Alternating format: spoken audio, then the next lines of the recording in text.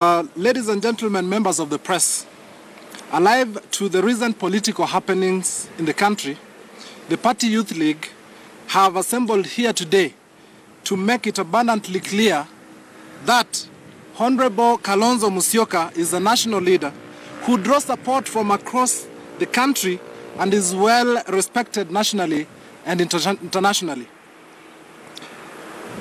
Next is that Wiper Democratic Movement Kenya is one of the largest political parties. I want you to get that clear. One of the largest political parties in Kenya in terms of national representation and strength. Yes. And that we want to let every Kenyan to know that the Wiper Democratic Movement Kenya will not be distracted by unnecessary political posturing and sideshows from some of our colleagues whom we thought know better. Our focus is to have our eyes fixed on dignifying the lives of Kenyans and making our beloved country a better place to live in. Consequently, therefore, we, the Youth Democrats, wish to reaffirm that we are fully behind our party leader and we shall be mobilizing our colleagues and supporters from across the country to back Kalonzo for presidency, as he is not tainted with corruption and is a very experienced and above all, a God-fearing leader. Members, today we want to indicate that our colleagues from other parties are undermining us and we cannot allow this to continue. We want to reveal here before the media that very soon, in about a month, we will be announcing our stand in terms of what our way forward will be. But as we do that, I want to also give a chance to our members to say what we have in mind. We start with Vinesh.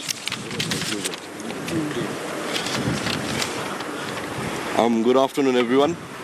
Mine is briefly to say that Wiper Democratic Movement, in about a month's time, we have ground-shaking announcements to make that is going to change the shape, the face of Kenyan politics and its leadership. I urge every Kenyan within the borders of this country, our diaspora supporters, to watch this space. We are coming with a big bang. We are locked and loaded. We are coming to the ground. We are drumming up the support. And come 2022, we know the party to watch out for. So kindly, everyone, every citizen of this country, I urge, watch this space. Thank you. Okay, for me, it's just more to address the Building Bridges initiative. As we all know, Building Bridges is an initiative for all Kenyans. And we are shocked by our members of ODM who believe that they are superior. Yep. We believe it's supposed to be an inclusive thing for all party members and all Kenyans. As you know, Kenya is our home and we're all equal. And for anyone to feel superior because of a Building Bridges initiative, I think it shocks us. And we come to the party politics. We believe Mawatha is the best candidate for Kenya and he represents the party aspirations of Wiper and also the aspirations of the Embakasi voters. And we believe you cannot recycle a candidate like what ODM is doing and expect different results. As the Englishman says, yeah, insanity is doing the same thing over and over again and expecting different results. But we also want to thank Sonko, yeah, for having the honor of considering our party member for the position of the deputy governor. And also want to thank Jubilee for having faith in our candidates for the Embakasi and supporting the party candidate for Embakasi. Thank you. Thank you. Now I think I want to welcome the ED to make a few remarks before I welcome questions from the members of the press. Yeah, as you well know, we have a context in Embakasi South. And as a political party, we've pronounced our case. Of course, I've had quite a number of talk and even conversations with you.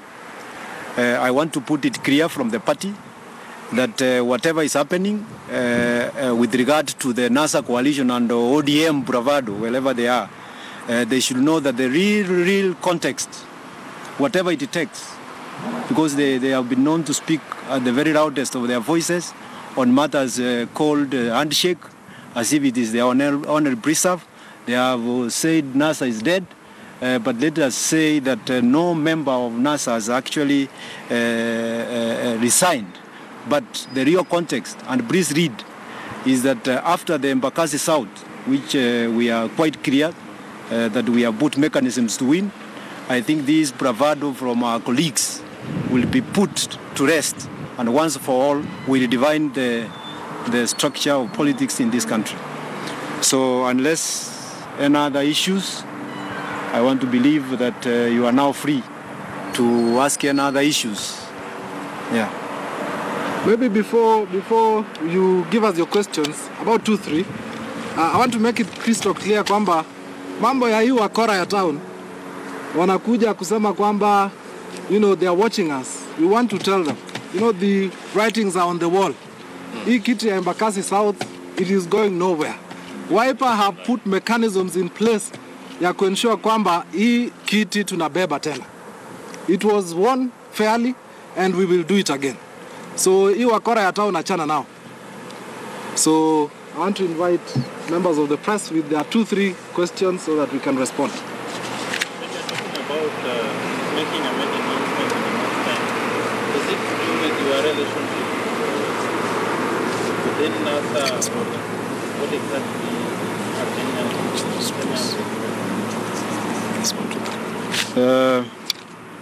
Lucas, I think so.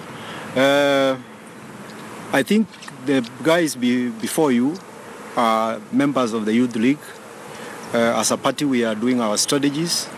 We are refocusing our energies to re-energize the Youth League, so that then, as we move out to reach to the grassroots, then we will have made a major announcement. It does nothing, and please note, it has nothing to do with the existence of NASA or lack of it. Yeah. Good. I think you responded to another question. Yes, you introduce yourself as you ask your question. My name is Amima. Okay, good. As you try to blow votes over Mombasa South election, Yes. already the party leader seems to be standing on the shaky ground. His dream compared to inherit secretaries of the world Kenyatta is maybe wobbling. We've seen section of MCS are saying that they want 3 governors, either Kibwana, Gilu, or Na mtazamaji, vijana pale kutoka chama cha Wiper wakizungumza na wanazungumzia kuhusiana na masuala ya chama hicho, na bila shaka wakawipa